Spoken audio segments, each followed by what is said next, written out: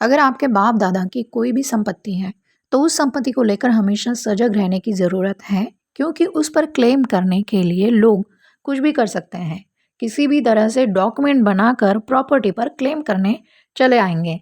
आपको पता भी नहीं चलेगा, इसमें आपके खून के रिश्ते भी शामिल हो सकते हैं। इसलिए कोई भी व्यक्ति आपके प्रॉपर्टी पर क्लेम करने लगे तो आपको चुप नहीं बैठना है, फौरन कोर्ट लीगल एक्शन लेना है, कोर्ट जाना है। कई बार ट्रायल कोर्ट, हाई कोर्ट भी निर्णय देने में गलती करते हैं, लेकिन आपको हिम्मत नहीं आनी है, आपको आगे भी लड़ना पड़ सकता है। मोस्ट ऑफ द केसेस में सुप्रीम कोर्ट में फैसले बदल जाते हैं और अंत में व्यक्ति को न्याय मिलता है। रिसेंटली दिल्ली का एक ऐसा ही केस सामने आया है जिसमें दो भाइयों के बीच का प्रॉपर्टी का डिस्प्यूट सुप्रीम कोर्ट में पहुंच गया और सुप्रीम कोर्ट ने इस केस में जो निर्णय दिया है वो काफ़ी दिलचस्प है और आपके लिए जानना अति आवश्यक है, क्योंकि यह निर्णय agreement to cell, general power of attorney और रजिस्टर विल से प्रॉपर्टी की ओनरशिप मिलने का है। केस का टाइटल है Ramesh Chandra through his legal representative versus Surya Chandra 2025 का ये साइटेशन है। जस्टिस अरविंद कुमार और जस्टिस संदीप मेहता की पीठ ने इस केस का निर्णय दिया है। आइए जानते हैं केस के फैक्ट्स क्या है।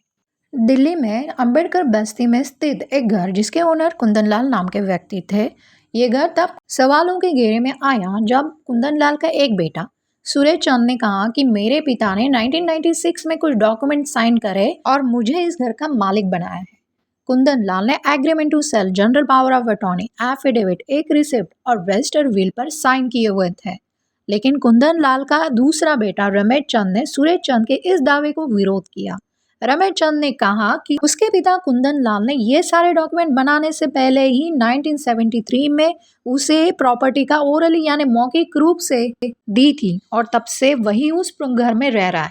अब इन दोनों के विवाद में कोर्ट के सामने दो सवाल थे। पहला ये कि क्या agreement to sell, power of attorney, affidavit, receipt और विल के ये सारे लीगल डॉक्यूमेंट्स मिलाकर मालिकाना हक प्रदान करते हैं। दूसरा ये कि क्या कुंदनलाल की डेथ के बाद सक्सेशन से यानी उत्तराधिकार से मृत कुंदनलाल के सारे लीगल हेयर्स में ये प्रॉपर्टी ड्यूअल होगी।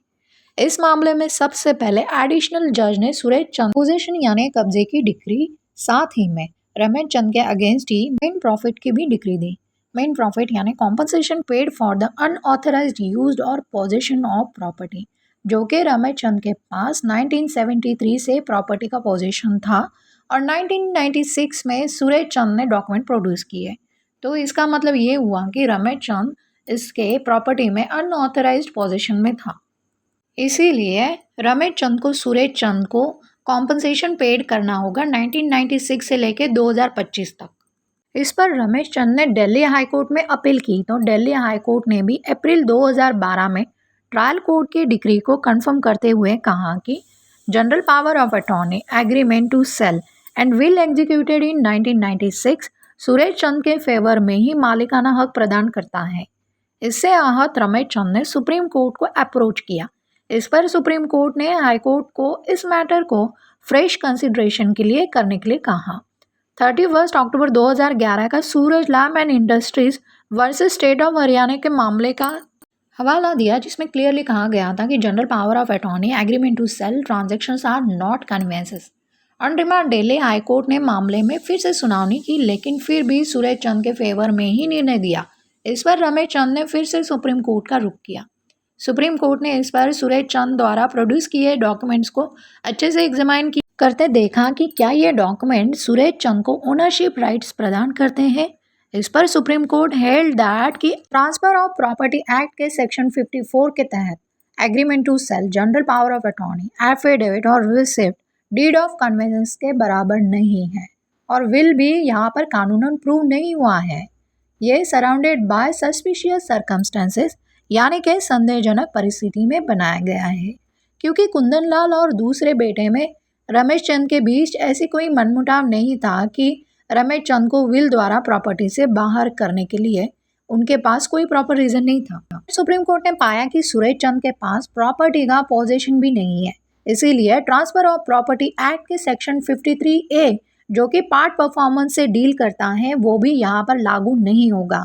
इसीलिए supreme Court held that Kundanlal के मृत्यु के बाद इंडियन सक्सेशन एक्ट 1925 के तहत ही कुंदन लाल के सारे क्लास 1 लीगल हेड्स को उनका शेयर मिलेगा और रमेश चंद को सिर्फ अपने हिस्से का शेयर बेचने का हक है, ना कि पूरी प्रॉपर्टी। यानी कि सुप्रीम कोर्ट के इस निर्णय से कुंदन लाल के दोनों बेटों को पूरी प्रॉपर्टी नहीं मिली, बल्कि इंडियन सक्सेशन एक्ट के तहत उनको उनका एक एक शेयर मिलेगा। आई होप आपको ये जानकारी यूजफुल लगी हो। Like share subscribe the channel.